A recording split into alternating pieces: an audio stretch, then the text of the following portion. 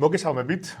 დღეს კობახიძეს ჰქონდა პარლამენტში გამოსვლა, სადაც ისაუბრა არაბული ინვესტიციების შესახებ და ასევე განათლების კანონის შესახებ, რომელიც რეფორმა შემოაქვთ ახლა.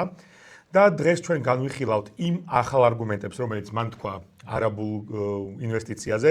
შეგახსენებთ, რომ ჩვენ წინა ვიდეო ჩავწერეთ მისი სარეკლამო რგოლის საფუძველზე და წინა პასუხები შეგიძლიათ იმ ვიდეოში იხილოთ, ხოლო დღეს გაჟღერებული ახალი და უფრო სხვანაირად გაჟღერებულ არგუმენტებს მოისმენთ უკვე ამ ვიდეოში.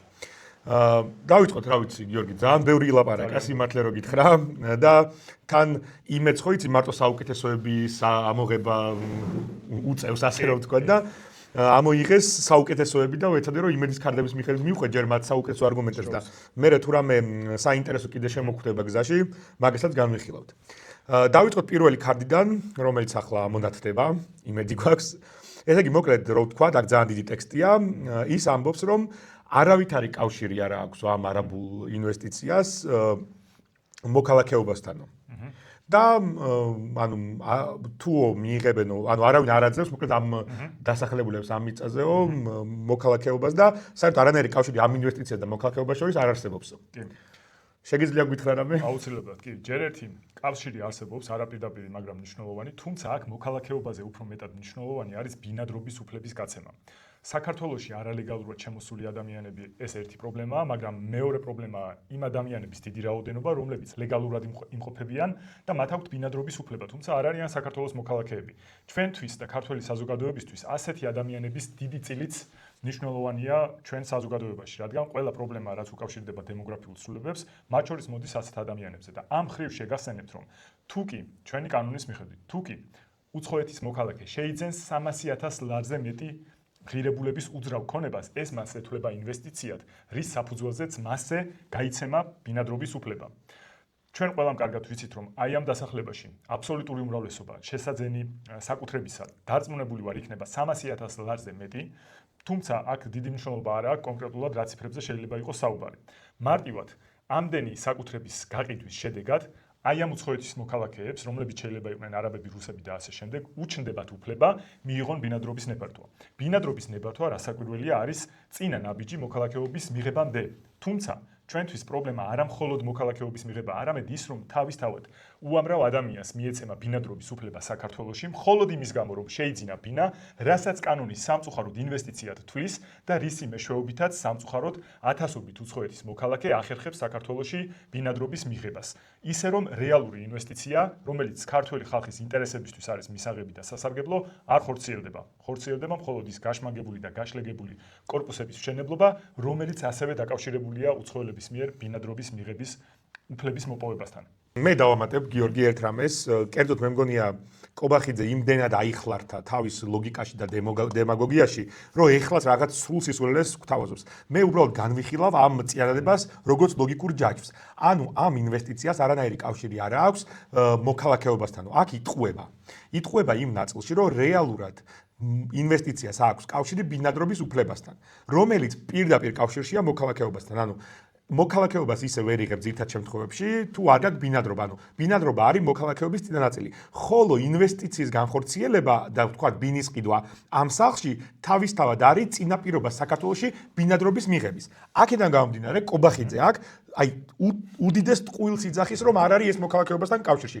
სულ თავით რო დავანებოთ იმ ანალიზს, რომელიც ახლა შენ გააკეთე, იმასთან დაკავშირებით, რომ რეალურად დემოგრაფიული საფრთხე რო არსებობს ქვეყანაში, ზოგადად პრობლემები რო გვაქვს დემოგრაფიული, ამასთან დაკავშირებით, ამას სულ რო თავით დავანებოთ, კობახიძე უბრალოდ ქართველ ხალხს თulis შტერად, ჩვენ თulis რაღაც სულელებად, რომლებსაც ამის გაზრება არ შეუძლიათ და სიტყვებს იყენებს და ათამაშებს, რომ ვითომ მოქალაქეობებს ისინი რა თქმა უნდა არ იძლევენ, არ ჩვენ ვამბობთ, რომ იქ ვინც იყიდის ბინას, ეგრევე მოქალაქე გახდება საქართველოში, მაგრამ ეგრევე იქნება წინაპირობა, რომ მიიღოს ბინადრობა და ბინადრობის შედეგი ნაბიჯია მოქალაქეობა. რაც ყველა ქვეყანაში ეგრეა და ჩვეულებრივი პროცესია და აქედან გამომდინარე, კობახიძე უბრალოდ გვატყუებს ამ არგუმენტში. განვიხილოთ შემდეგი ქარდი, შემდეგი მონაკვეთი მის მიერ გაჟღერებული манипуляციური ინფორმაციისა, სადაც ის ამბობს, რომ არავითარი ქართული მიწა უცხოელებზე არ იყიდება და მიწის საკუთრების თანამესაკუთრედ რჩება საქართველოს სახელმწიფო. აქ უკვე გავჩერდეთ საკმარისია. თანამესაკუთრედ საქართველოს სახელმწიფოს დარჩენა ნიშნავს, რომ ეს ვიღაცა არის საკუთრებს არსებობს, ხო? გამოდის, რომ კი, აი ამ პირობების მიხედვით, რომელიც ჯერ კარგად არ ვიცით, ამ საკუთრებას, ესე იგი, ამ მიწას ეყოლება თანამოსაკუთრე, რომელიც სახელმწიფოსთან ერთად იქნება უცხოური ანუ ტყუილია. უცხოური გოდიში კომპანია, და ფაიზაგი ტყუილია. ფაიზაგი ტყუილია, კი. ანუ და კიდე ერთ რამეს დავამატებ რა. ნებისმიერ შემთხვევაში სრულად რო საქართველოს სახელმწიფო რჩებოდეს აი ამის მესაკუთრედ, აქ თავი პრობლემა რა არის? ჩვენ რატო არ გვინდა ხოლმე რომ მიწა გასხვისდეს უცხოელებზე? არგუმენტი ზოგადად რა არის ხოლმე?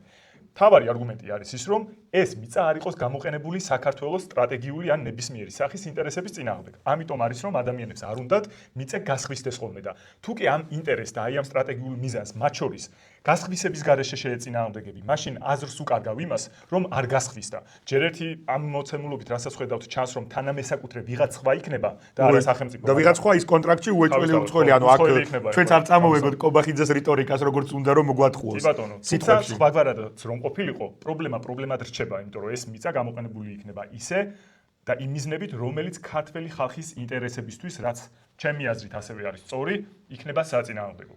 ეს შემიძლია თქვა ამ უაზრო მანიპულაციურ ინფორმაციას. მე იმას დავამატებ, რომ ფაქტია, რომ კობახიძე უბრალოდ მთლიანად მანიპულაციებს იყენებს ამ საუბარში და განსაკუთრებით ამ ნაწილში, როცა ამბობს, რომ ყველა მიწის საქართველოში რომ სენტიმენტი არსებობს ამის მიმართ, რომ მიწის გასხვისების მიმართ სულ თავი დავანებოთ მართლა სტრატეგიულ და მნიშვნელობას ჩვენ ვამბობთ და კიდევ ერთხელ იმას ვიძახით, რომ თუ სახელმწიფო რაღაც მსგავს პროექტებს ახორციელებს, იქ უნდა იდოს სახელმწიფოს დიდი და სტრატეგიული ინტერესი.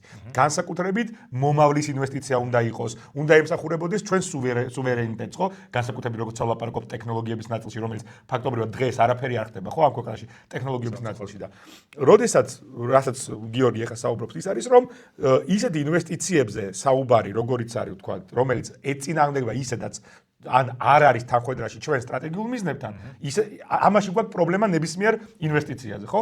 ამ შემთხვევაში ფაქტია, რომ არასახელებს კობახიძე, რომ რეალურად მეორე თანამესაკუთრე არის ის არაბული კომპანია და თან უნდა არ მოიტყუოს და თან მაინც ცდილობს რომ ხალხის გონება არიოს. ხო, ანუ ნაწილობრივ გვეუბნება სიმართლეს, ხო, და მეორე იმ ტყუილს და აქედან გამომდინარე, ეს არის მთავარი პრობლემა ამის ნათქვამში, ანუ ფაქტია, რომ საქართველოს მოსახლეობა არ უნდა შევიდეს შეცდომაში და ფაქტია, რომ ის არაბული კომპანია არის ამ მიწის ნაკვეთის თანამესაკუთრე როგორც სახელმწიფო ამ სახელმწიფო არის 1/13-ში, 2/13-ში ის კომპანია. ეს არის და ეს მარტივი სიმართლე. რომლის დამალვა თვალშეს კობახიძეს უნდა, იმიტომ რომ არ უნდა რომ აი ეს პასუხი მიიღოს, რომელიც ახლა ჩვენ გავეცით ამ ამას.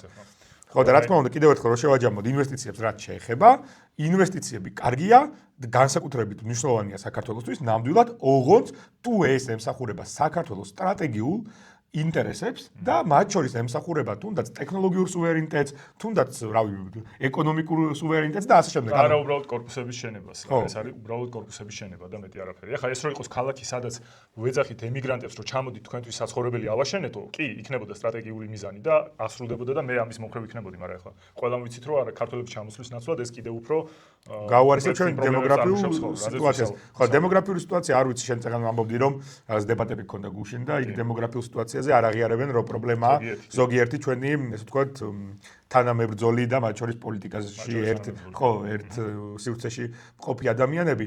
მე მინდა ვთქვა, რომ ამის არ არის საჭირო რაღაც განსაკუთრებული მსჯელობა, საკმარისია რომ ვნახოთ, რამდენი ადამიანი ტოვებს ქვეყანას, საქართველოს მოქალაქე, რამდენი შემოდის უცხოელი, ამავე დროს რა ხდება შობადობის ნაწილში და არ ვიცი ახლა მე ჩვენ თუ ამერიკაზე და ინგლისზე და ევროპაზე უფრო მაგრები ვართ ამ ნაწილში, რომლებიც იქაც კითხულიან, რომ პრობლემაა ესენი, ეს საკითხები, განსაკუთრებით სტრატეგიულ დოკუმენტებს თუ ჩავხედავთ ამერიკის ან ბრიტანეთის, ისინიც კი აღიარებენ, რომ არ შეიძლება, მიუხედავად რომ ჩვენზე ეკონომიკურად ბევრად ძლიერები არიან, ბევრად გამართული სისტემები აქვს, ანუ მკაფიო ჩამოყალიბებული სასამართლო, რა ვიცი, ძალაუფლების სტრუქტურები და ასე შემდეგ, ასე ჩვენგან განსხვავებით, იმიტომ რომ დღეს ჩვენ შესაძლებელია, რომ აი, ერთი ოლიგარქი მოვიდეს და მართოს მთელი ქვეყანა და ეს ქვეყნებიც კი თვლიან, რომ საფრთხეა და მე მგონია ყველა ეკონომიკური თუ რა ვიცი ნებისმიერი თეორიით ლოგიკურია რომ ქვეყნიდან საკუთარი მოქალაქეების წასვლა, უცხოელებით მათი ჩანაცვლება, ამავე დროს შობადობის კატასტროფულად ვარდნა.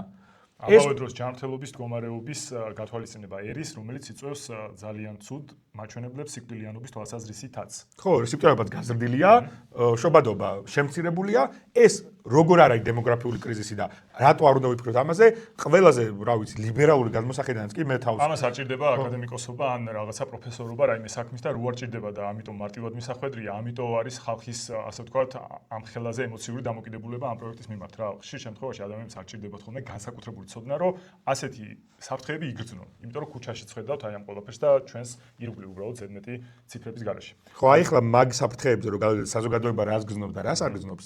შემდეგ ქარდზე კობახიძე ამბობს, რომ გასული 10 წლის განმავლობაში თურმე კომერციული საიდუმლოების სტატუსი მიენიჭა საქართველოს მთავრობის მიერ თითქმის 1600 დოკუმენტს.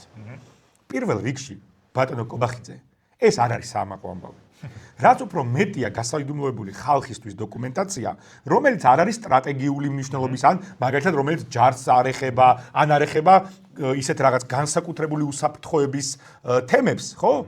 მაშინ ასეთი რაოდენობა ხელშეკრულების განსაკუთრებით თუ თქვენ საუბრობთ, რომ ეკონომიკის კერძო სფეროზეა საუბარი, რაღაც ბიზნეს გარიგებები გაქვთ, რომელსაც თქვენ გრიპს საიდუმლოს ადებთ, ეს ძალიან ცუდია. სხვათა შორის ერთი ძალიან კარგი შესაძლო საქმე გვიჩვენა ამით, რომელიც დაიწყება ალბათ მაშინ, როცა ამათ შევწყვით. იმიტომ რომ ამდენი გასაიდუმლოებული ხელშეკრულება პირდაპირ აჩენს ეჭვებს იმ კორუფციაზე, რომლითაც არის გარემოცული მთელი ქართული ოცნების ელიტა. ხო და ეს რასაც ტრაბახოა გიორგი, ანუ ადამიანმა დაიჭირა ნახევარი მთავრობა წინა ხო კორუფციაზე და ჩვენ ვიცით რომ გაცილებით უფრო მეტია კიდე დასაჭერი, იმიტომ რომ მე რა ვიცი მაშინ ხუმრობდი რა, ვიდეო როგორც კი ჩავწერე ზარქუას დაზე და მის ქმარზე, მეორე დღეს დაიჭირეს ახალი ფლობელები მაგ კომპანიის და ანუ შენ წარმოგიდგენია რომ რამდენია მედიაში გამოძიება სულ ჩვენ ვიდეოებს რო თავი დავანებოთ.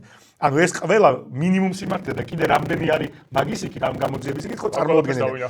ხო და ამ კაცს ის უხარია რომ კერძო ხელშეკრულებების სახელმწიფოს აქ გასაიდუმლოებული ამ ხელა კორუფციის პირობებში. დავამატებილო ერთ რამეს, რომ შენ უკვე აღნიშნე, რომ როცა საქმე ეხება ჯართან დაკავშირებულ ხელშეკრულებებს, ან სხვა რაიმე გზნობიარე ინფორმაცია რაღაც ისეც რომ კი ბატონო, მათ შორის აი არ ვიცი, საერთოში ჩასატარება სამუშაოებს და 1000 გავს რამეს, კი ბატონო, მაგ შემთხვევაში უნდა გასაიდუმლოდეს. თუმცა კი ეს ციფრი პირდაპირ მიუთითებს იმაზე, რომ დიდი კორუფციული საქმეები, რომლებიც გიორგი, აქ ეკონომიკურ სფეროშიო, ხაზგასმული აქვს ამნა თქვა. მაგაზე რა მინდა თქვა, თუ ეკონომიკურ სფეროში გულისხმობს მათ შორის მაგალითად ავტომატს, რომელიც კეთდება რიკოთის უღელტეხილზე. ეს არის სტრატეგიული მნიშვნელობის წერტილი, სადაც აი მაგალითად, როდესაც იგეგმება მსგავსი მშენებლობები ინფრასტრუქტურის, ხო, სამხედრო თვალსაზრისით, წინასწარ არის ხოლმე გათვლილი ის ადგილები, მაგალითად, რომლებიც უნდა აფეთქდეს თუ საჭირო გახდა.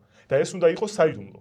ეს არ უნდა იცოდეს არავინ და ამ დროს გაქვს ხოლმე დიდი საფრთხე, რომ ის კომპანია, რომელიც ამას აშენებს, ეს ინფორმაცია შეიძლება გადაცეს რუსებს. სხვათა შორის ამიტომ არის ხოლმე მნიშვნელოვანი, რომ ასეთი რაღაცები, აი მაგალითად როკის გვირაბი ბოდიში.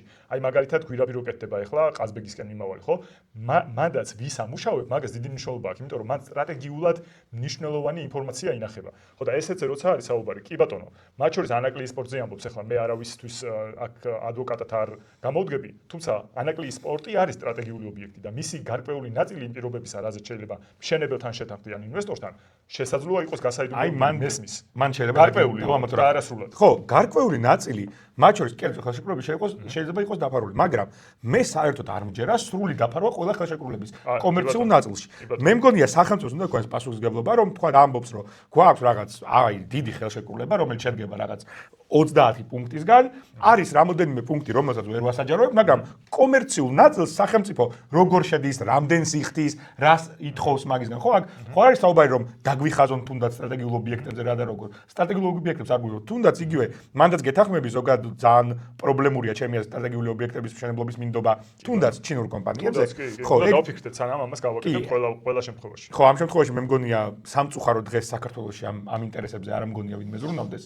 მე მართლა გულწრფელად იმიტომ რომ ვინც ზრუნავს იმათ გადაწყვეტილების მიღების შესაძლებლობა არ აქვს. შეიძლება სტრუქტურაშიც იყვნენ, მაგრამ აზრი არ აქვს. ნამდვილად, მე მჯერა რომ ბევრი საჯარო მოხელე ყავს დღემდე პატიოსანი და ასე შემდეგ, მაგრამ ნებისმიერ შემთხვევაში ზოგადად სამწუხაროდ რაც შორიდან ჩანს და როგორც შორიდან კი არა შიგნიდან რაც ჩანს, უпростоრად ყველა ვხვდებით რომ აქ კონკრეტული ჯგუფის და კონკრეტული ადამიანის ირგვლივ აგებული ინტერესებია, ხო და ეს ძალიან დიდი პრობლემაა, მოკლედ რა მინდა თქვა, კომერციული ხელშეკრულება, რომელიც სრულად გრიფით საიდუმლოადებს და ყველაფერი ამ ხელშეკრულებაში რატოა გასაიდუმლოებული, მაგრამ ამას სულ რო თავი დავანებოთ, ამ მასშტაბის პროექტი შეიძლება 2-3 ქონდათ ამათ თავისი მმართველობის პერიოდის განმავლობაში.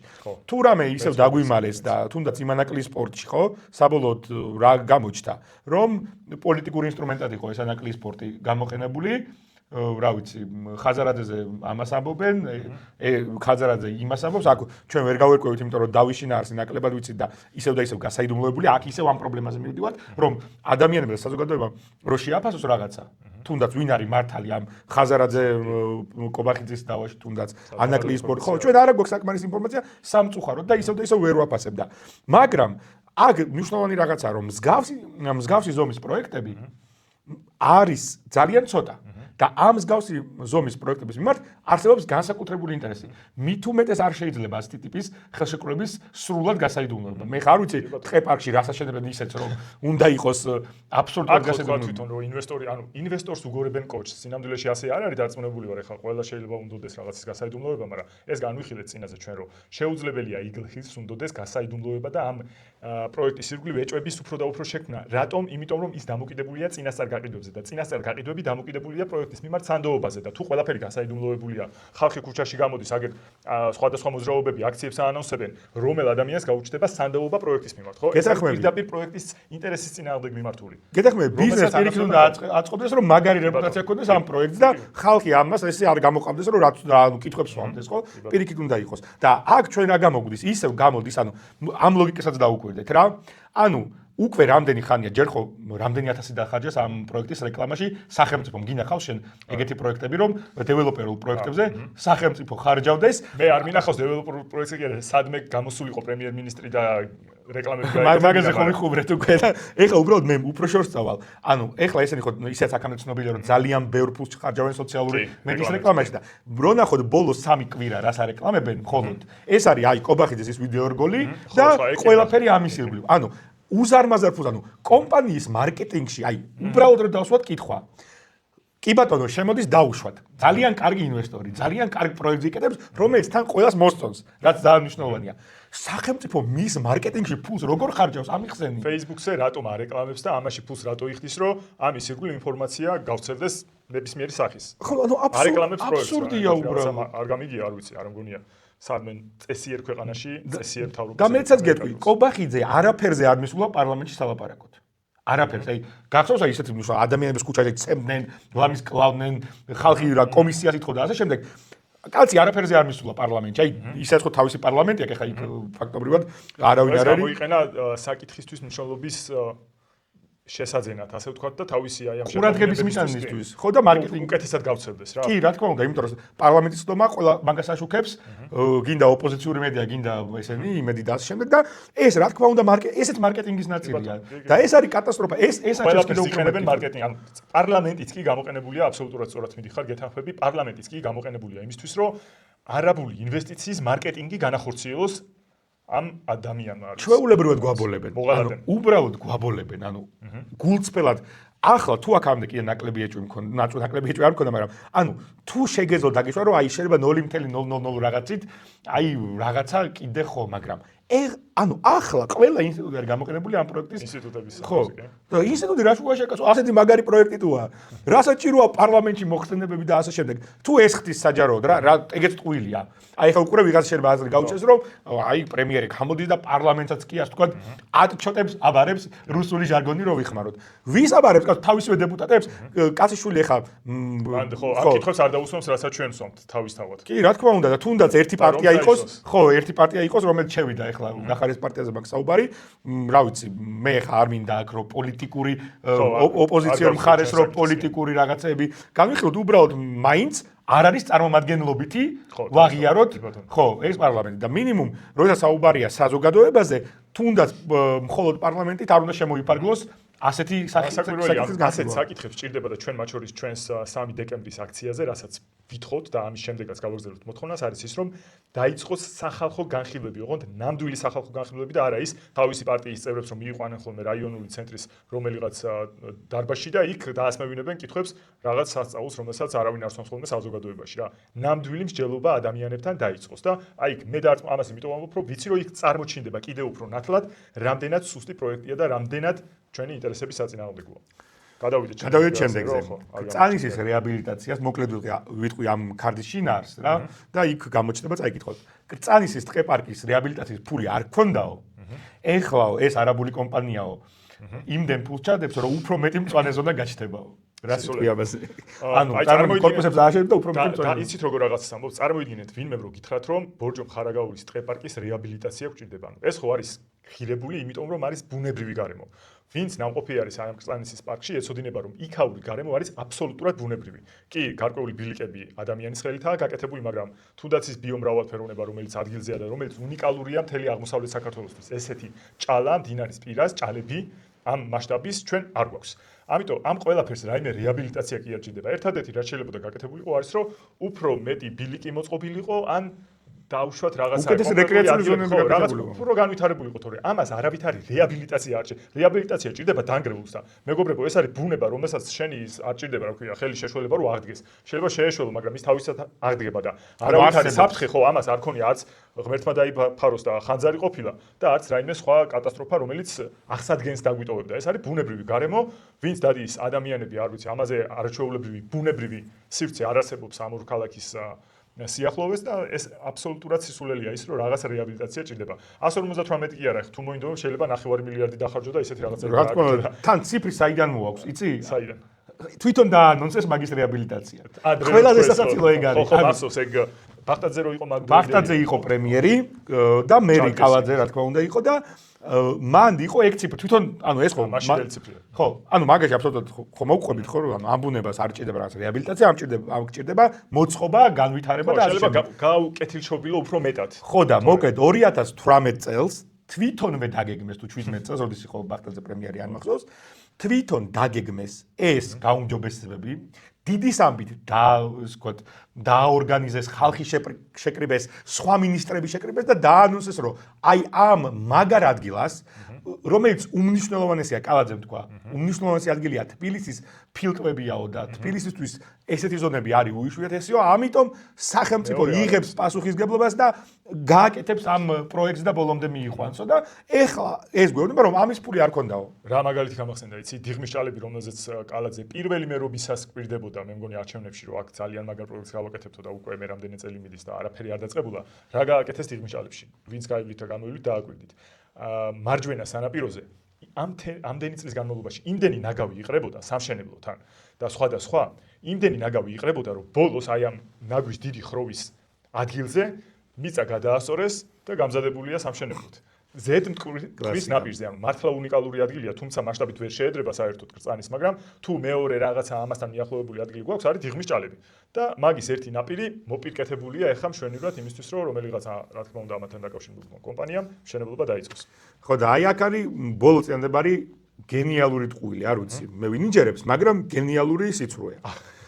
არა თუ არსებული რეაბილიტაცია განხორციელდება, ამ სივრცეს დაემატება ახალი მწვანე სივრცეები. მოკლედ ეს არაბული კომპანია ჯადოქრებიც ყოფილა, მე მინდა გითხრა. კორპუსებსაც ააშენებენ და ეს კრწანისის ტყეპარკი გაიზრდება კიდევ უფრო. კი, რაღაც იმას. ანუ რეალურად რა ვიცი რა უნდა. მართლა ანუ მოსახლეობა ამ კაც მართლა ჩვენ გონივართ ამას რაღაც საერთოდ აი რაშია საქმე იცი არც გონივართ შეიძლება მაგრამ რაღაც ხომ უნდა თქვას ამათი სტილი ეგ არის რაღაც უნდა თქვას რა ნებისმიერ კრიტიკაზე რამე უნდა თქვას რომ მე იმედმაც დადოს და უბრალოდ არ ვიღაცა მიცოდეს რომ რაღაც პასუხი აქვს ძალიან მაგარი პასუხს მოისმენს ვინც აპასუხს მოისმენს იმისთვის მიუღებელი იქნება თავისთავად მაგრამ ნუ ვიღაცისთვის შეიძლება ვისაც არ მოусმენია იცოდეს რომ აი პრემიერს აქვს ამაზე რა პასუხი და კაი ქოჩორო ბიჭია მოკლედ იგი ლაპარაკა კიდე დასაქმებაზე, ანუ მეტი ხარდი ამაზე ვერ ამოვკრიფე, იმეც არ ედო. მაგრამ ნუ რა თქმა უნდა, ილაპარაკა ისევ რომ დასაქმდება 30000 ადამიანი, 24 მათ შორის დროებით სამშენებლოზე, 8000 მუდმივად მომსახურების სფეროში. ნუ მე მოკლედ გავმეორდები.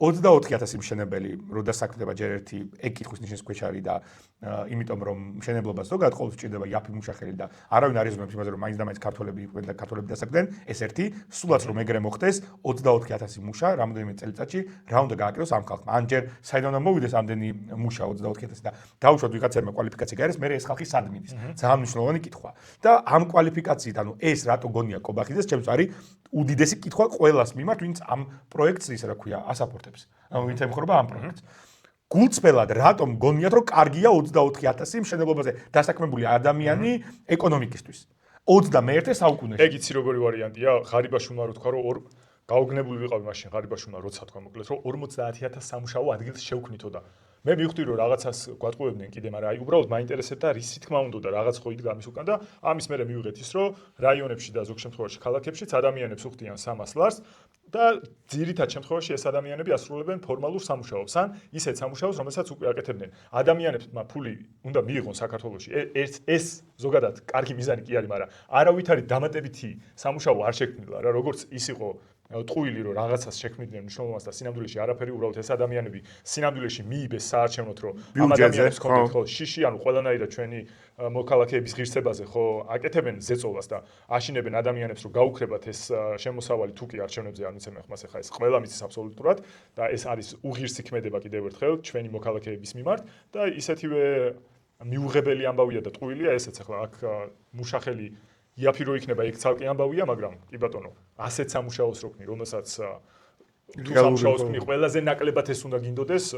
ხო და 8000 კიდე ვინც გრძელვადიანად ოფიციანტებად და დამლაგებლებად იქით მუშაობს. მე არც ერთ პროფესიას შეურაცხყოფას არ ვაყენებ. ყველა ღირებულია. ხო, კი, მეც მუშაობია ოფიციანტად მათ შორის, მაგრამ მცირე სტუდენტობის დროს და არა მხოლოდ მათ შორის. ხო, მე არა მხოლოდ დიდასაკის მომიწია მოკლედ მუშაობა, მაგრამ მე ვფიქრობ რომ სახელმწიფო ამით არ უნდა ტრაბახობდეს. ეს არ უნდა უხაროდეს და ეს არის ძალიან მძიმე შრომა ამასთანავე. დაბალი შემოსავალი და არაპროპორციულად მცირე შემოსავალი. რატომ მათ შორის და კიდე რატო ჩამოდის ქვემოთ? იმიტომ რომ რაც უფრო მეტი უცხოელი გეყოლება, რომელიც იმ დაბალ შემოსავალზე კონკურენციას გიწევს, შენი ადგილი საქართველოში აღარ რჩება. ამიტომ ეხა ქარერში რო ვიყავით და ყველა გვეუბნებოდა რომ ახალგაზრდა არ არისო, ანუ ის ახალგაზრდა იმიტომ არ არის რომ იაფის სამსახური რაც არის, იმაზეც კონკურენციაა და უფრო იაფდება. და მიდის მერე უცხოეთში და ესენი კიდე გვეუბნებიან რომ ამ პროცესს ხელს შეუწყობენ ამით რომ 24000 დაბალანაზღაურებადი ნაკლებად მაღალ კომპეტენციური სამუშაო შეიქმნება რა. ამით იწონებს თავს რომ სინამდვილეში თუდი შედეგი. ეგ არის ტყუილი და მინდა კიდე ერთხელ გითხრა რომ ჩვენი ქვეყანა უნდა იყოს მოწოდებული იმისკენ რომ მაქსიმალურად მაღალი კვალიფიკაცია ჰქონდეთ ჩვენ მოქალაქეებს და მაქსიმალურად მაღალ შემოსავლებს იღებდეს თუ ყველა არა, მაგრამ ქვეყნის სრული უმრავლესობა. და პირიქით. და არა, იმდენი რამდენიც ახლა იღებს. რო გვეტრაბახებიან რომ არაბეთში 80%-ო ჩამოყვანილი ყავდა, იმიტომ რომ იმათ დასაქმებულები ჭირდება და მომსახურე პერსონალი იქ. აი ეგრე რომ გავდიდეთ, მთელი მოსახლეობა გამრავლდებით, რა ვიცი, შეგვიძლია მე ვინც გვინდა ის დავიკირავ, როცა ყველა საკითხს მოვაწესრიგებთ. კი, თუმცა ჩვენ სხვათა შორის ეგ არგუმენტი აქვთ ხოლმე, რომ აი როცა ეკონომიკა ვითარდება, მე გჭირდება, რა თქმა უნდა, იმიგრანტების რაღაცოდენობა აუცილებლად გჭირდება, მაგრამ ჩვენ ახლა არაბებისგან და ზოგიერთ სხვა საზოგადოებებისგან განსხვავებული საზოგადოება ვართ და იქ სხვა მოთხოვნილებების გამო ჭირდებათ ამდენი იმიგრანტი. ამ ჩვენ შემთხვევაში მე დარწმუნებული ვარ, ასეთი მაღალი დონით მოთხოვნა არ იქნება იმიგრანტებზე, როცა მივახცევთ სასურველ ეკონომიკურ მდგომარეობას, რაც არის მაგალითად როცა ვიქნებით ჩვენ ნავირჩევთ, ვინ ავიყვანოთ სამსახურში და ასე შემდეგ. როცა გვექნება სტაბილურად დემოგრაფიული სიტუაცია, როცა გამრავლებას დავიწყებთ და ასე შემდეგ, ჩვენი ყველა ადამიანი გააწყობს მდიდარი ქართული ოჯახი, რომელსაც იმის ფულიც აქვს, იგლხილსისნაირ დასახლებაში კი არა, ალჯერ უკეთესში იყიდოს ფული და ბინა, ის გადაწყვეტს თვითონ მე ვინ აიყვანოს სამსახურში და ამის დღეში ვენდობით საქართველოს მოსახლეობას, მაგრამ ეხლა უდიდესი პრობლემა გვაქვს, რომელიც უკვე ჩამოთვალეთ. შემდეგ ხარჯზე გადავიდეთ, ანუ ევროინტეგრაცია ჩვენ არ შეგვიჩერებიაო, ეს შეაჩერეს თვითონ ევროპელებმაო. რა სიტყვი გიორგი აბა? ეხლა ეს ადამიანი რომელთა პერიოდსაც მიუთითებს ხო 24 წელი ჯერ კიდე არჩევნებამდე სავარაუდოდ გულისხმობს იმას რომ არჩევნებამდე ევროკავშირის მხრიდან იყო პირობები გაწევრიანების წარმატებით გაგრძელებასთან დაკავშირებით წამოყენებული რომელიც ითვალისწინებდა რასაკვირველია არჩევნების სამართლიანად ჩატარებას და ყველა იმ სამართლებრივ ასე ვთქვათ გარანტიებს რომლებსაც ითხოვს ხოლმე ევროკავშირი და აქ არ ყოფილა არავით არა ისეთ პროპაგანდისტულ ამბებზე საუბარი, რომელსაც იყენებს ხოლმე იმედი LGBT თემები და ასე შემდეგ. აქ ცალსახად იყო საუბარი არჩევნების სამართლიანად ჩატარებაზე და სამართლის უზენაესობაზე და ასე შემდეგ.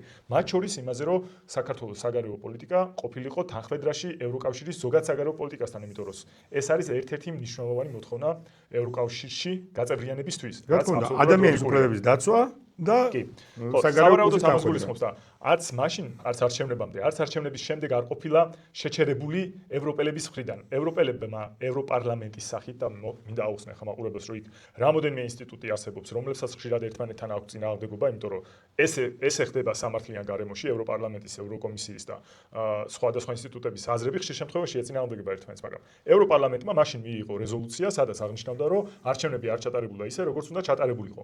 ეს თქვეს თუ არა და წინასწარაც რა თქმა უნდა იცოდნენ, ახლა ამათ რამდენიმე დღით ადრე 28 ნოემბერს მივიღეთ კობახიძის განცხადება, რომ დღის წესრიგიდან ვიღებთ 2028 წლამდე გაწევრიანებაზე საერთოდ საუბარსო, რაც თავისთავად იყო უკვე ფორმალურად დადასტურება იმის, რომ ქართულმა ოცნებამ შეწყვიტა საქართველოს ევროინტეგრაციაში მიმავალი გზა. შეწყვიტა და არა შეაჩერა, იმიტომ რომ ყველა მიხვდით, რომ ეს იყო შეწყვეტა და არა დაპაუზება, ჯერ ერთი ასეთი რამე არ. თურქეთსაც კი არ უკადრია, რომელიც რამდენი ხანია პროცესია. ათეულობით წელია პროცესი. თურქეთში იქ მე მაგალითად მოყავდათ ხოლმე, რომ აიო, თურქეთი ამდენი ხანია მიდისო და თურქეთში ისეთი რაღაცეები მოხდა პოლიტიკურად, რომ შეუძლებელი იყო მისი ახლოს მისვლა ევროკავშირთან, ხო? რაც რაღაც პერიოდის შემდეგ რა მოვლენებიც იქ განვითარდა, არავინ არ ელოდა ახლა იმას, რომ შესულიყო ევროკავშირში, მაგრამ ყველაზე სასაცილო რა არის, იცი? ვინმეს დაეჯერება, რომ ესენი ერდოღანზე მეტად ტრადიციონალისტები არიან, ან კონსერვატორები არიან, თურქულ პოლიტიკურ ელიტასთან. მე აი ჩვენი ოპოზიცია გინდა, პოზიცია ყველა, ვინც გინდა, ვინც მას შორის იბრალებს, რომ ტრადიციონალისტი ვარო და ჩემი აზრით ვერ გარკვეულა კარგად რა არის რეალურად ქართული ტრადიციები, ვინც გინდათ აიღეთ და შეადარეთ თურქულ პოლიტიკურ ელიტას. ახლოსაც ვერ მივა კონსერვატიზმით და ტრადიციონალიზმით.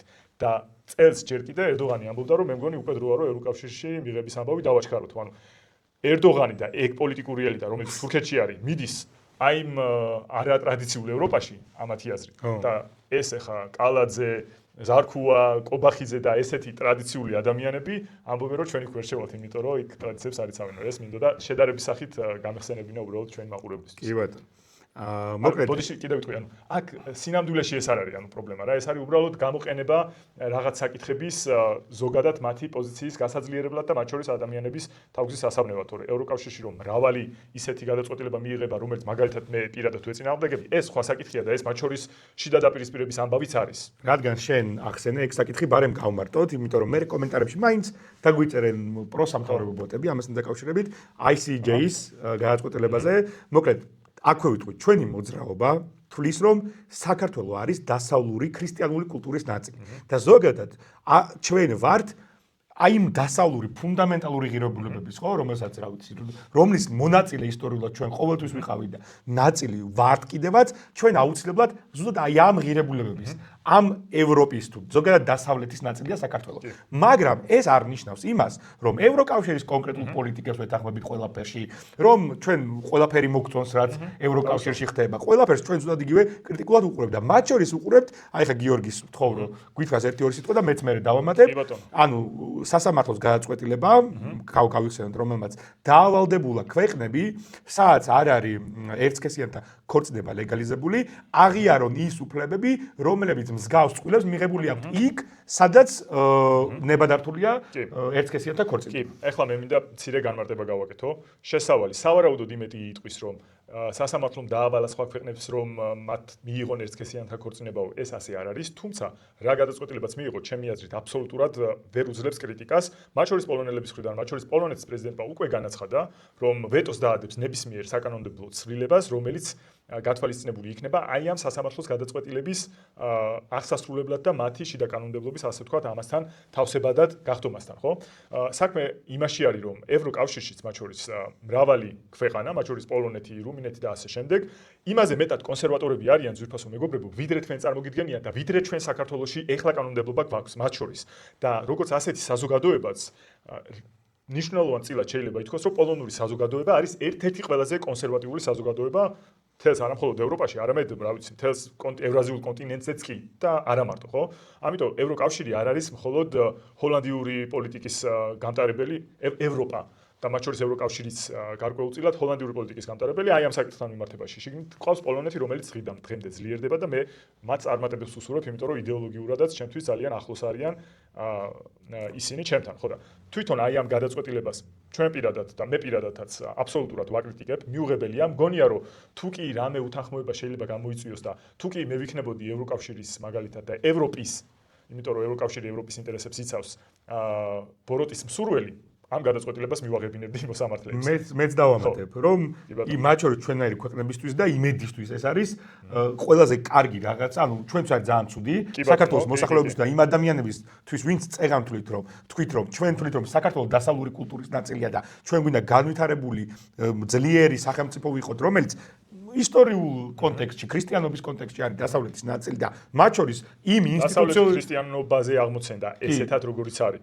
და ის უფლებებიც მათ შორის ადამიანი ზოგადად რა ფუნდამენტში დევს, ხო, ევროკავშირი. ეს არის ქრისტიანულ საწყისებზე და ეს ევროპაში არავის არ მოუგონია 56 წელს რომ შეიქმნა თუ რომელ წელს შეიქმნა ევროკავშირი, მაშინ კი არ მოიგონეს ეს ყველაფერი, არამედ ეს ისტორიულად მიდიოდა. ევოლუციურად მიდიოდა. ხო და ამის ნაწილად თulit ჩვენ კულტურას თulit რა ვიცი შოთა რუსთაველს თulit სოფლიოს და მათ შორის აი ამ იმის ნაწილად. აი მან კიდე ერთი არის ხოლმე ცოტა გადავუხვიეთ ახლა თემას, მაგრამ იმედი მაქვს დაუბრუნდებით. აი ევროპა არის ადგილი, სადაც მათ შორის წარმოიშვა კომუნიზმი, რომელსაც ახლა ესე იცავენ რუსები და ზოგიერთი ადამიანი საქართველოში, მაგრამ და თან უპირისპირდებიან ევროპას. მაშინ როცა კომუნიზმი ევროპაში წარმოიშვა, მაგრამ ევროპამ დაამარცხა კომუნიზმი მათ შორის.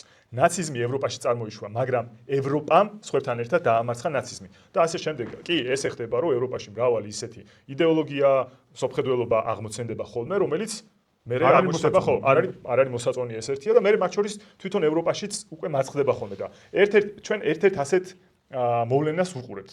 მე დარწმუნებული ვარ ამაში ღრმად და ეს ამბავიც ადრე თუ გვიან ეს კანკარა რომელიც ხან იქეთ გადადის ხან აქეთ თავის წონასწორობის ადგილს მიაღწევს და იმედი მაქვს რომ პოლონური ფლანგი ამაში გაიმარჯვებს სხვათა შორის ჩემი აზრით ეს გადაწყვეტილება ძალიან მნიშვნელოვანი წინაპირობა იქნება აი ამ დაპირისპირების გაზრდის და რაღაც მომენტში ჩვენ ალბათ მივიღოთ იქამდე მე მგონია ერთი გამოსავალი იქნება ის რომ შეიძლება გარკვეული წესები ევროკავშირის სადამფუძნებლო ხელშეკრულებებში რომლის მეშვეობითაც სასამართლოს აღარ ექნება შესაძლებლობა რომ მოსამართლებმა გადაწყვიტონ ასეთი საკითხები რა თქმა უნდა ეგ ჩემი აზრით ეს იქნება საუკეთესო გამოსავალი თუმცა ვნახოთ აი ახლა დავასრულებთ ჩვენ ამ საუბარს უბრალოდ სამართლებრივ არგუმენტზე რაც მე მაგ და რასაც შენ უკვე შეეხე ეს არის რომ სინამდვილეში სასამართლოს ანუ ამ შემთხვევაში ამ სასამართლოს ევროკავშირის სასამართლოს იმიტომ მიეცა ეს ძალაუფლება რომ გაეკონტროლებინა არსებული მუხლები ანუ სადაფუძებლო შეთანხმებაში არსებული მუხლები და მათი შესრულება ამ სადაფუძებლო მუხლებში საერთოდ არაფერი წერია ოჯახურ სამართალზე იქ წერია ისეთ ფუნდამენტალურ უფლებებზე რომლებზეც ანუ ყველა თანხმდებოდა ის სახელმწიფო როდესაც აწერდა ამას ხელს. ამაში იგულისხმება ისეთი უფლებები რომ არავინ არ შეიძლება ადამიანის გადაადგილების თავისუფლება შეზღუდოს ევროკავშირში. რაც იმისთვის იყო მიღებული რომ ამ ქვეყნებს ერთმანეთთან მეტი ეკონომიკური კავშირი ქონდათ თავისუფლება. მეორე ნაწილი რომლითაც იხემძღვანელა ამ ვითომ არგუმენტად მოყავს რომ ოჯახის ცხოვრების თავისუფლება მოყავს არგუმენტად. ეს იმისთვის კი არ იყო შექმნილი რომ სხვისი რაღაც სხვა საზოგადოებებს სხვა აზრები მოეხვიათ რომელიღაც არამედ იმისთვის იყო შექმნილი რომ ოჯახი როგორც ინსტიტუცია და მისი პირადი ცხოვრების თავისუფლება დაცული. ანუ იმას კი არ ამბობდა რომ სახელმწიფო რაღაც უნდა გააკეთოს ამათთვის. არამედ იცავდა ამბობდა რომ სახელმწიფო არ უნდა ჩაერიოს რაღაცაში. ადამიანის გადაადგილებაში კიდე სხვა მუხლებია ფუნდამენტალური. ასევე ანუ სადაც ამბობდა რომ ანუ ეს სახელმწიფოების შეთანხმება რომ სახელმწიფომ უნდა დაიცვას ადამიანის უფლებები და ის კი არ ქნას რომ თვითონ შექმნას რაღაც უფლებები და აიძულოს რაღაც ახალი ის შემეტეს მოსამართლეს არ აქვს საშუალება არ სამართლებრივად არ მართლდება მე ამ პოზიციას ვიცავ რომ მოსამართლეს შეეძლოს იმდენად ფართო და შორს განმარტებაში წავიდეს რომ არასებული შინაარსიდან გამოიყვანოს ის შინაარსი რომელიც ეხლა გამოიყვანოს ზუსტად მაგას ვამბობ რომ ეს გადაწყვეტილება ჩემი აზრით იყო პოლიტიკური, ვიდრე სამართლებრივი, იმ ნორმებიდან, რომელიც იხემძღვანელა სასამართლომ, კერძოდ გადაადგილების თავისუფლება და ოჯახის პირადი ცხოვრების თავისუფლება, აქედან არანაირად არ გამომდინარეობს ის, რომ ქვეყანაში, მეორე ქვეყანაში შეიცვალოს კონსტიტუციური ან საოჯახო სამართალი, ნებისმიერ შემთხვევაში არანაირად არ აძლევს, ანუ სადამფუძნებლო შეთანხმება ევროკავშირის ქვეყნებს შორის არანაირად არ აძლევს ამ სასამართლოს უფლებას, რომ შეცვალოს მსგავსი საკითხები და ამას ქვია ინგლისურად backdoor. ხო, ანუ უკანა კარის პრინციპით რაღაცა რომ არეუბნება სამართალი რაღაცა უკანა კარის პრინციპით ამ მუხლებით გამოყენებით შეცვალოს ეს. ეს სუფთა სამართლებრივი არგუმენტი. ანუ სხვა უფლებებზე დაყრდნობით შეეხოს სრულიად სხვა უფლებას. და ასევე წეგნა რაც შენ თქვი პოლიტიკური პლურალიზმი ძალიან მნიშვნელოვანია. ისეთ საკითხების სასამართლო ვერ ჩაერევა, რომელიც საკანონმდებლო ორგანოს გასახილველია, ანუ ფუნდამენტალურად, რომელსაც საკანონმდებლო ორგანო და საზოგადოება უნდა წყვეტდეს. ეს არის ძალიან მნიშვნელოვანი პრინციპები, რომელიც ანუ თვითონ ეს სასამართლო ემყარება. სხვათა შორის ამერიკაშიც რო ეგ მოხდა, მაშინ იყო ზუსტად დიდავა და მნიშვნელოვანი არგუმენტი იყო კონსერვატიული ფლანგისთვის ეგ, რომელიც აბსოლუტურად სწორი იყო. უბრალოდ მე ისე მოხდა, რომ თვითონ სასამართლომ გააკეთა ხელახალი გადაწყვეტილება სხვა შემადგენლობა მიიღო, რომლითაც აი ეს გადაწყვეტილება, რომლითაც აი ეგეთი ფართო უფლებები მიეცათ, შეიზღუდა ისევ შეიკვეცა. ერთი საინტერესო ფაქტი არის ის, რომ ეს მოსარჩელე ამ ადამიანის გვარში არის ეგეთი მონაკვეთი. ინგლისურად იკითხება ტროიან. ხო და ძალიან ტროას ცხენივით კი გამოსდით, მაგრამ მე იმედი მაქვს, რომ პოლონური ფლანგი ისევ გაიმარჯვებს და ეს ტროას ცხენი ხო, გულწრფელ გეუბნები, მათ შორის ზიანის მეყოლებელი არ იქნება. სამართლებრივადაც მგონია, რომ აი ძალიან ცუდი გადაწყვეტილება რა. ანუ აბსოლუტურად. სამართლებრივადაც ვერ უძლებს კრიტიკას ამ თავარი ეგ არის და ხო და კიდე ევროკავშირის თვითგამორკვევის უფლება, ქვეყნის სუვერენიტეტი ანუ ამბობს იმას, რომ თვითონ ეს სადამფუძნებლო შეთანხმება ამბობს, რომ პირიქით თვითგამორკვევა, ტრადიციები, კულტურა თითოეული ქვეყნის უნდა იყოს შენარჩუნებული და ეს რაღაცნაირად უნიფიკაციას ემსახურება, რაც პირიქით ევროპის საწინააღმდეგოა. ევროპა არის მრავალფეროვანი განსხვავებული კულტურებით, არსებობენ ტრადიციული საზოგადოებები, არსებობენ თანამედროვე უფროსი საზოგადოებები, რომლებიც ერთ სივრცეში კარგად ცხოვრობენ. არსებობს ჰოლანდია სრულიად ლიბერალური კანონმდებლობით ბევრი საკითხის მიმართ, არსებობს პოლონეთი, არსებობს რუმინეთი, რა ვიცი, არსებობს გერმანია, რომელიც რაღაც იმაზეა, ხო? არსებობს შუაში მყოფი ქვეყნები, ხო, იგივე რაღაცა საბერძნეთი და ასე შემდეგ და ეს არის ზუსტად ევროპის ღირებულება. კი ბატონო, გადავიდეთ შემდეგ საკითხზე. გადავიდეთ, აი ეხლა ხო. კობახიძემ რა თქვა, იცი? რაშიც მის მაგალითზე აბსოლუტურად ვეთანხმები. საზღვარგარეთ სასწავლებლად წასვლას უფრო მეტი მინუსი აქვს, ვიდრე პლუსი. კობახიძე არის ამის ნათელი მაგალითი სამწუხაროდ. ანუ, აი ხა რას გვეუბნება იდეაში ეს რა თქმა უნდა ირონიაა. კობახიძე არ არის ირონია, ზოგადად არის რომ საზღვარგარეთ სწავლას უფრო მეტი მინუსი აქვს. ხო, დოქტორის ხარისხი აქვს და გამოდის რომ ესე იგი უფრო მეტი მინუსი აქვს კობახიძეს ვიდრე პლუსი. მაგაში მაგას თუ კობახიძის შემთხვევაში ეგრე გამოვიდა, მაგრამ მე მინდა უთხრა მას. მინუსი გამოიწვია. მე უნდა მას უთხრა რომ ეს იშვიათი გამონაკლისია. რასაკვირველია. კობახიძე არის იშვიათი გამონაკლისი და ამიტომ ქართულ ახალგაზრდობას ამ უფლებას ვერ შეუზღუდავს ის და იცი რა, იშვიათი კი არა, უიშვიათესი გამონაკლისი არის. შეიძლება ერთეულიც, შეიძლება საერთოდ ერთი იყოს ხო. ეგეთ. აბა ყავილაშვილი არ არის ახლა ეგეთ. საზღვარგარეთ. რავი, ყავლაძეს ნუ მოკლედ ხო. ხო და მოკლედ აქ საუბარია იმაზე და სიგიჟეზე, რაც თვითონ ანუ პირიქით აქვს კონდათ ეხლა აწყობილი აქამდე მთელი რიტორიკა რომ ძალიან კარგია საზღვარგარეთ რომ მიდიან ადამიანები ჩვენ ვაფინანსებთ ფონდი კონდათ ამის შექმნის ხოლმე რომელიც წინა ხელისუფლების დროინდელია და მე ახალი ფორმა შეიძინა ალბათ იქ თავისი რაღაცის კონდათ შეხედულებები, მაგრამ ნებისმიერ შემთხვევაში რომ ძალიან მნიშვნელოვანია რომ სტუდენტები დადიოდნენ სხვაგან სასწავლებლად, თუნდაც ერთი წლით, თუნდაც ერთი სემესტრით, ან თუნდაც 4 წლით. რა თქმა უნდა, აქ სხვა შეხედულებაში კავშირიც კი აკეთებდა ხოლმე და ეხა ხო და ეს მაგის წინააღმდეგ გამოდის თვითონ კაცი რომელიც მაგით ამაყობს. ხო და ეხა ორი ქარდი დაგვსა დღეს გასახსოვილი ხო ბოლო ეს ერთი განვიხილეთ ფაქტობრივად 30,000. არა 30,000 ეს არ აქვს ნათქვამი არაბულ ინვესტიციაზე. აქ საუბრობს რომ ეხლა ახალი განათლების რეფორმით რადგან შემცირდება სტუდენტების ერთი წელი მოაკლდება სტუდენტებს ეგრევე ბაზარზეო 30,000 ახალგაზრდა გამოვა სამუშაო ბაზარზეო. ანუ უნივერსიტეტს მოვაკლებთ ერთ წელსო და შრომის ბაზარს 30,000 ადამიანი შეემატება. უმუშევარი? ანუ რა მდგომარეობა შრომის ბაზარზე? რა დონის უმუშევრობა გვაქვს? სტუდენტები უნივერსიტეტებს ამთავრებენ და 70%-ზე მეტი არ მუშაობს თავისი პროფესიით და ეს კაცი თვალში ნაცარს გვაყრის და გვეუბნება რომ ეს კარგი იქნება. რა თქმა უნდა, ცუდ განათლებას რო იღებს, საერთოდ არ არის კარგი, მაგრამ ის რომ გვატყუებ, რომ უნივერსიტეტი ერთი წლით შემცირდება და 30,000 სტუდენტი გარეთ იქნება და დასაქმდებაო, ეგ არის სირცხვილი და აი ყველა სტუდენტმა იცის, რა მდგომარეობაში ვარდება უმრავლესობა მათგანი, როდესაც ამთავრებს უნივერსიტეტს. ზოგადი პრობლემა გვაქვს ეგ, რომ უნივერსიტეტს ამთავრებ და ვერ საქმდები და კიდე 30,000 დაემატება შრომის ბაზარსო. ესე ნაგლად გვაწყობს ესეთი გამართლება, არ ვიცი, წარმოუდგენ მართლა გასაოცარი იყო ახლა ძალიან გამიკვირდა, მაგრამ ნუ წინა ამბებიდან გამომდინარე, პრინციპში არც არის გასაკვირი. გამოდის რომ ნუ 2 წლიანზე ჩამოიყვანათ 4-დან 60,000 გვექნებოდა. აბა ვაშაჭრო გვეუფლებია. სულელე არის ახლა, არ ვიცი. მოკლედ, მართლა რაზე გვიწევს კომენტარის გაკეთება ხოლმე, ნაცვლად იმისა, რომ რამე სიღრმისეულ და რეალურ მსჯელობა, აი რაღაც ისეთ ჯელობაში რო ვიყოთ, რომ რა გითხრათ, მართლა სტრატეგიულ ამბებზე რო ამბობდეთ, რომ აი ჯარი მაგალითად რეზერვის სისტემა ესეთი უნდა იყოს თუ ესეთი. ამაზეც კი ვიმშრალებთ ჩვენ, მაგრამ უბრალოდ მეორე მხარეს არ არის ეს საკითხი განსახილველი. როგორ დავიცვათ თავი უკეთესად, რავი, დრონების სწავლა შემოვიღოთ უკვე სკოლაში თუ არ შემოვიღოთ. აი ამების ნაცვლად გვიწევს ამაზე კომენტარის გაკეთება, რომ ერთი წლით შემცირება სწავლის გამოიწვევს 30,000 ადამიანის შრომის ბაზარზე გამოსვლასო. რა შრომის ბაზარზე შეცახსენე ხო და. კაი და ეხლა გადავიდეთ ბოლოს წინა ქარდზე. სადაც ირაკლი კობახიძე ისევ დაახლოებით იმ ტიპის უთითრობას ამტკიცებს, სადაც წეგან ვისაუბრეთ, მაგრამ უფრო ცუდ კონტექსტში.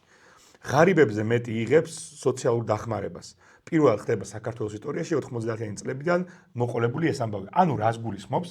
მათმა სტატისტიკის დეპარტამენტმა როგორც დათვალა რომ ამდენი პროცენტია ღარიბი ადამიანი საქართველოში, ამაზე მეტი რო იღებს სოციალურ შემწეობასო, ეს არისო კატასტროფაო. ხო, ანუ ეს არის ცუდიო და უნდა შევამციროთო. ანუ დახმარების რაოდენობა უნდა შევამციროთო. აი მართლა არ მესმის. ანუ გულწრფელად ამ საზოგადოებას ეუბნება ამას, რომელიც სიღარიბეში ცხოვრობს. კატასტროფულ მდგომარეობაში არიან ოჯახები. რა ვიცი, ამ ბოლო პერიოდში მარტო რაც ვნახე, მე მხოლოდ მე გურიაში სტიქიის დროს, შემდეგ ტოვილების გამოსახლების დროს და ყოველდღე ყველა ჩვენი მოქალაქე ხედავს ამ სიღარიბეს. სტატისტიკის დეპარტამენტი კი არ არის პრობლემა. კი არა პრობლემაა, რომელიც ესე გითვლით, რომ სიღარიბე თურმე უფრო ნაკლებია, ვიდრე თქვენ სოციალურ დახმარებას აძლევთ. პირიქით არის პრობლემა იმ საჭიროებებს ვერ აკმაყოფილებს სოციალური დახმარება, რომელსაც უნდა აკმაყოფილებდეს. ანუ ის რაღაცა 30 და 50 კაპიკები, რასაც ღარიბ ოჯახებზე იხარჯება, იმის რაოდენობაა პრობლემა და არა თვითონ ღარიბი მოსახლეობის რაოდენობა. შეიძლება გაცილებით უფრო მეტია, ვიდრე თქვენ აძლევთ დღეს შემწეობას. აქ საინტერესო რა არის, თუ შემდგომი ნაბიჯები მოყვება აი ამ აზრს გამოდის, რომ ისინი აპირებენ შეამცირონ სოციალური ხარჯვა, რაც მათ შორის ინდიკატორია ორი რამის, რომელი არის ამათგან უკვე მოცემული, ეს სხვა საკითხია, შეიძლება ორივე, შეიძლება ერთ-ერთი. ერთი რომ თვლიან, რომ აღარ არის საჭირო ამდენი ადამიანის მათზე ფინანსურად დამოკიდებულება, რომ არჩევნები უფრო მეტად გარანტირებული აქვთ ეხლა ვიდრე ქონდათ შარშან და წინა წლებში, იმიტომ რომ ყველამ ვიცით, რომ სოციალურ დახმარებას ისინი იყენებენ, როგორც ყველა წინა რეჟიმი და მთავრობა არჩევნებში ადამიანების ხმების მისაღებად, ეს ერთი, უკვე თავს უფრო თამამად თვლიან და მეორე, რომ მათაც აქვთ ძალიან ცუდი მოლოდინები ფინანსურ მდგომარეობაზე, რის გამოც აპირებენ შეკვეცონ ხარჯები იქ, სადაც შესაძლებელია. და მოდი დღეისთვის ბოლო ქარზე გადავიდეთ. ირაკლი კობახიძემ თქვა, რომ მიუხედავად იმისა, რომ 8%-იანი ზრდა გვაქვს ეკონომიკის ყოველწლიურად, მაინც ჩამორჩენილი ქვეყანა ვართო და ევროკავშირის ყველაზე ჩამორჩენილი ქვეყანასაც კი ჩამოვრჩებითო. ამიტომ ხო არ გახსოვს 8%. 8%-ს დაგვაქვს და რამდენი ჩამორჩებითო არა. ჩამორჩებით 30-40%, ყველაზე ღარიბ ევროკავშირის ქვეყანასაც-ო. ოღონდ აქ კიდე ეს პროცენტები თუ იმას ნიშნავს, რომ აი მაგალითად, რა ვიცი, ყველაზე პატარა ქვეყანას მოსახლეობით და ტერიტორიით თუ მათ შორის ესე ჩამორჩები, ცოტა უფრო დიდი მოსახლეობით და ტერიტორიით, ეგ პროცენტი სინამდვილეში უფრო ბევრს მანიშნებს. კი, რა თქმა უნდა, უფრო ბევრს მანიშნებს, მაგრამ აქვე დავაკონკრეტოთ, რომ ეს თქვა ორ კონტექსტში. პირველი, იმიტომ რომ იგლ-ხილსის ინვესტიცია ამის უჭირდებაო და მეორე მნიშვნელოვანი კონტექსტი ის არის, რომ იმედზე რო შეხვიდეთ და ქარდები ნახოთ, ყველგან ნახავთ, როგორ ვჯობი ვარ მთელ ევროპას. და ეხლა იგლ-ხილსის იმის რა ქვია, ინვესტიციის გასაправებლად იყენებს ამას. ხო და მოკლედ რა გამოდის, რომ იგლ-ხილსის ინვესტიციის მისაღებად ეს კაცი ეხლა თავს ისაწყლებს და იმედის ქარდებში როცა ჭირდებათ ხოლმე ევროპას ვასწრებთ ყველაფერი. ბოლო-ბოლო ჩამოყალიბდით. ანუ ვასწრებთ ამ ევროკავშირს და საერთოდ ჩვენი დარი ქვეყანა არ არის ევროკავშირში და საერთოდ იქ რა გვინდა? თუ ყველაზე ღარიბი და ჩამორჩენილი ქვეყანა ვართ ევროკავშირში. კი. ანუ ეს ხო ყველაფერებით რომელია პასუხი, მაგრამ ანუ სიგიჟე უბრალოდ. მაგათ იმედის კარდებზე ის მასენდება ხოლმე კომუნისტებს რო ქონდათ, ხო? ეგეთი ის არ ქონდათ, რომ დავეციოთ და გავასწროთ ევროპასო და იმედის მონაცემებიდან ზოგჯერ ისეა ხოლმე, რომ კი, დავეციეთ კი არა, გავასწარით უკვე, კაცო, მაგაცე უფრო მაგრები ვართ და ეხა კობახიძემ უცებ შეიწყალა თავი და რაღაც საცუდავ მდგომარეობაში წარმოაჩინა, მაგრამ კიდე აქ ერთი რა მინდა უხსნა მაყურებელს და ყველამ ვიცით ეხლა შეიძლება კობახიძემ არ იცოდეს, მაგრამ და მათ შორის კალაძემ მეგონი მაგას უჭირს. დინარაძემაც, რომ მაგალითად 1000-ის 1% უფრო მეტია, ვიდრე 1000-ის 10%.